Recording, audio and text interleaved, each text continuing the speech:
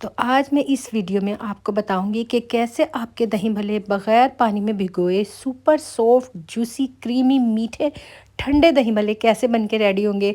आपके भल्ले अंदर से सॉफ्ट कैसे बनेंगे, ऊपर से क्रिस्पी किस तरह होंगे, अंदर से आपके भल्लों के अंदर गुठली कैसे नहीं आएगी जैसे कि कई लोगों के में आ जाती है। Hi guys, welcome back to my channel. My name is Usha and welcome to the video.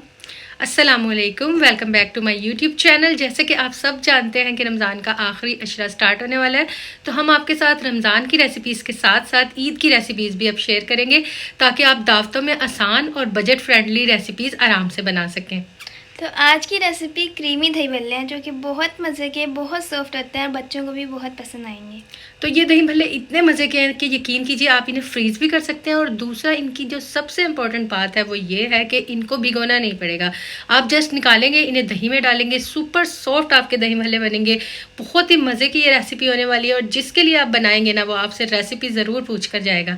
तो चलिए स्टार्ट कर लेते हैं। बिस्मिल्लाहिर्रहमानिर्रहीम। तो सबसे पहले आपने क्या करना है, 1 kg दही लेनी है। जितने भी आपने भल्ले बनाने हैं उतनी दही ले लीजिएगा। उस दही को अच्छे से हमने पहले बीट कर लेना है। ख्याल रखिएगा आपकी दही मीठी होनी चाहिए।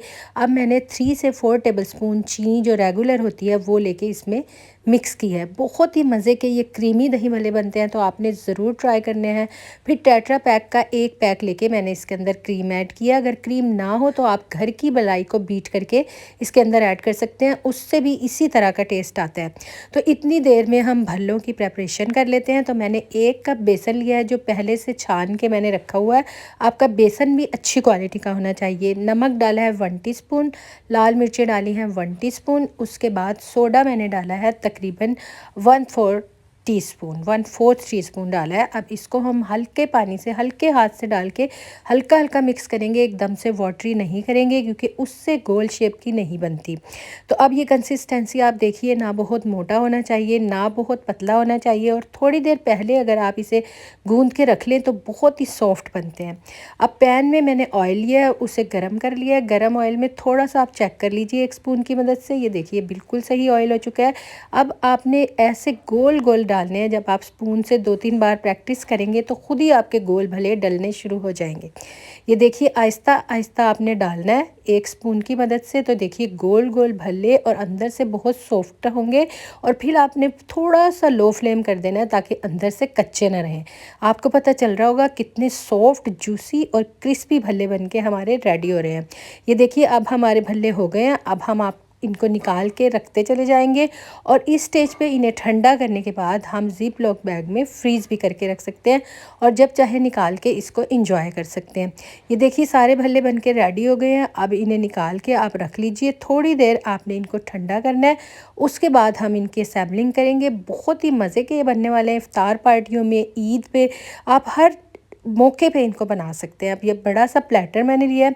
थोड़ा सा ठंडा करने के बाद उसके बाद हम इसके ऊपर जो दही हमने क्रीम वाली रेडी करके रखी थी, खट्टी मीठी, वो इसके ऊपर डालेंगे। ये देखिए जितना आप डालेंगे खुद ही सॉफ्ट हो जाएंगे। इन्हें पानी में भिगोने की बिल्कुल भी ज़रूरत नहीं है। बहुत मज़े की रेसिपी होने वाली है। मैंने प्याज चॉप करके रखे हुए थे, आमलेट कट करके, आलू मैंने उबाल के रखे हुए थे, टमाटर भी मैंने कट करके रखे हुए हैं।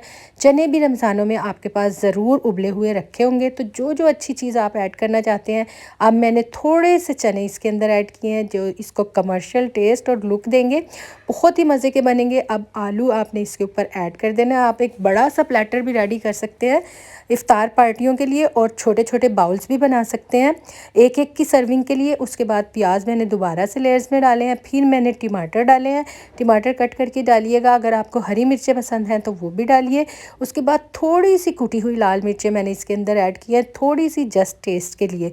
तो आप चाहें कम भी कर सकते हैं। अब ज़ीरा भुना हुआ कूट के जो रखा हुआ था वो मैंने ½ टीस्पून इसके ऊपर ऐड कर दिया है।